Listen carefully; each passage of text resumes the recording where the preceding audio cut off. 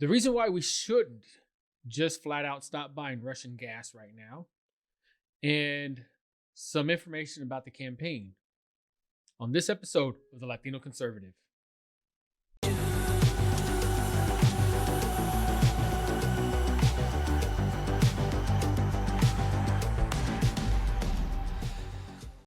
Hey, good evening, everybody. Happy late Monday. I know it's a little late. I am in Iowa this week, so my time zone, I think, is even a little ahead. But wanted to talk about a little campaign stuff. We'll come straight about that, and then we're going to get into some gas prices and why we shouldn't just stop buying energy and gas and oil from Russia. So campaign stuff. Yeah, we lost. No biggie. No biggie at all. I got what I wanted to accomplish, and that was to be a voice. You know, that's been my goal from the beginning, is to be a voice. Does that mean that that's going to be my last time running? Probably not. But I will say this. I was on the Republican ticket in the Republican primary. I'm probably not going to run as a Republican again. I'm not going Democrat. I think I'm going to be more on the independent side. Conservative independent. Just because my experience with Republicans wasn't all that great. And I hate to sound that way. It wasn't all that great. I didn't get the support. I didn't get any, no backing. And I know that they try to say that they can't endorse anybody before the primaries. And it's kind of BS. There was plenty of endorsements, quote unquote, letting people speak, letting people do stuff, posting their posts. But for the challengers, no, couldn't do that. But that just also kind of confirms my hypothesis about the establishment. Now, I'm not going to be one of these establishment guys or whatnot that says everything is establishment. But the establishment goes deep. I'm telling you, we got to stand up to that. It's not just on the Republican side or the Democrat side, and it's not just on the federal level. It's down to the precinct level as well. And you may not know that you're part of the establishment, but you are. A lot of you are. You just don't know it. You see, the incumbent got close to 75% of the vote. 75%, guys. As much hard work as I did, and the other four candidates, two others were really strong candidates. Them and myself were pretty strong candidates. One was a sheriff, really loved in his entire county, and two counties at least. But 75% of the vote to the incumbent. How does that make sense? It doesn't, right? So how does that make it so, little guys, quote unquote, like me, you watching this, how does that make it so we can be a difference? Or does everyone that has power in politics, do they have to be rich? So you see what I mean there? So I'm really thinking about running independent next time. It's going to be rough, though. I don't know where I'm going to run, if I'm going to run back in District 27 or if I'm going to choose a different district. Because I can run anywhere I want. That's the thing about Texas. I want to run either in 27 or wherever I live. Because, I've got a place in Victoria and I've got a place in Alvin right now. I might be moving my place from Alvin, though. I don't know. Just don't know for sure yet. But the work continues. And this right here, this is evident right now. I'm in my hotel room in Iowa, Burlington, Iowa, where they don't even have Uber Eats. I had to get Diner Dash. But I digress. Different story. So let's talk about gas now. Everybody's griping and complaining about gas prices, as they should. And they're putting the blame on Biden. And he should stop the gas imports from Russia, the oil imports from Russia. Okay, I get that. I understand that. Totally. 100%. I am with you. We need to stop funding our opponents. Plain and simple. Guess who else said that? Donald Trump. Donald Trump said that when he was talking to Germany about the United States paying Germany, and then Germany paying Russia for oil. And then we're defending Germany against Russia. So, yeah, we're funding our enemies, in other words. But should we just wholeheartedly stop cold turkey Russian imports? No. I think that would be a bad move. So during the pandemic, we lost a lot of oil field jobs, lost a lot of workers. And then people stopped driving as much.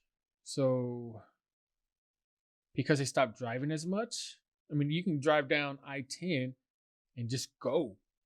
No traffic, whatsoever. I did it.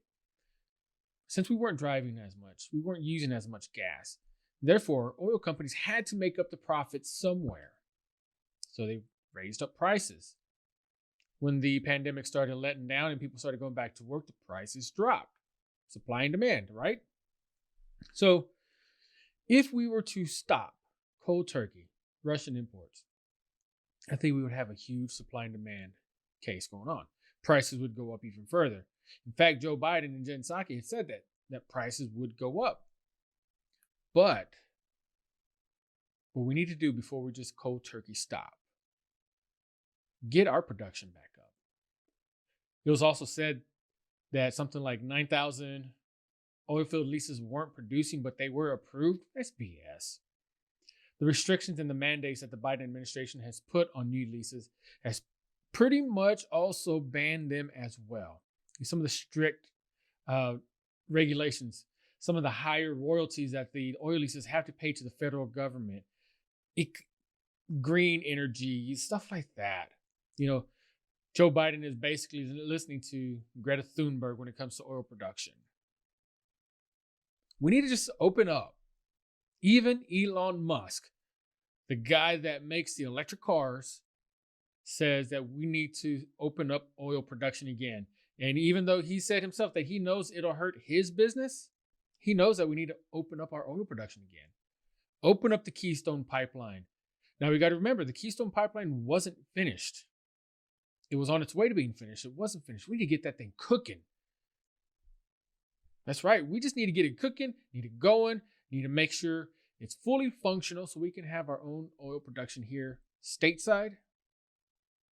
Then, what we also need to do, before we totally cut off Russia, if we cut off Russia's oil, it's going to cut off their economy too. But the thing is, no matter all the sanctions that we put on, we sanctioned everything but the oil field, like the oil prices and the oil imports from Russia. If we were to cut them off, since Putin owns the oil companies, he'd lose money too.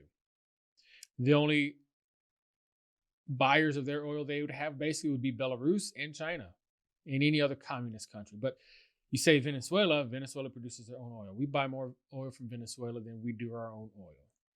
But we cut Russia off. Hurt Putin's pocket.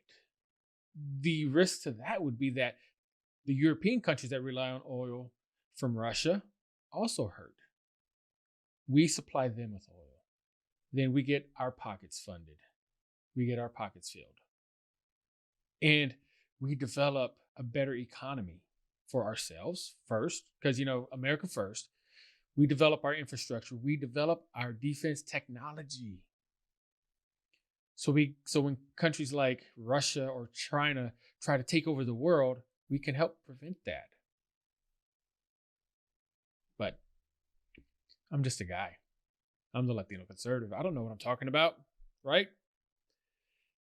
Either way, I don't think we should do cold turkey. We need to do it in steps. So what I'm asking, Michael Cloud, Troy Nehls, Alexander Greene, Sheila Jackson, Lizzy Fletcher, the Energy Corridor representative, Sylvia Hernandez. Y'all are all Texans. I want y'all to hear me on this one.